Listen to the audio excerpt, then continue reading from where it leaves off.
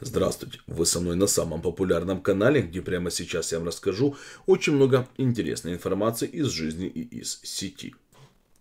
Давненько я получил в наследство пару квартир, расположенных рядом. Совмещенные они были ранее моими родителями. На пятом этаже, затем положил глаз на третью. Она оставалась последней на лестничной клетке. Спустя несколько лет все-таки приобрел и ее.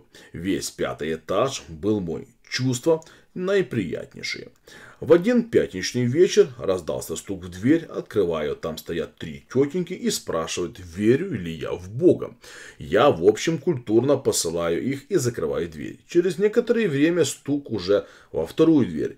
Я тут сразу смекнул, что происходит. С каменным лицом, как и в первый раз, открываю. Тетки переглядываются, теряются в словах, начинают креститься и оглядываться.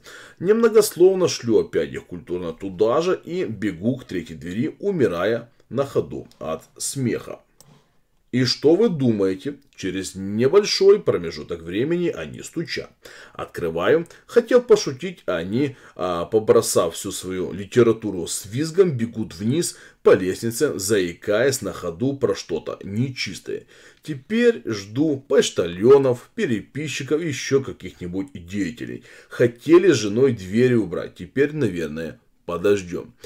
Если это анекдот дня вам понравился, пожалуйста, поделитесь им со своими друзьями. Может быть, это принесет кому-то хорошее настроение и улыбку. А на этом у меня все. Более детальная информация есть на нашем сайте. Так что подписывайтесь, раскидывайте это видео вашим друзьям и близким. И, конечно же, ставьте лайки. Не забудьте нажать на колокольчик. Всего вам самого хорошего. Услышимся.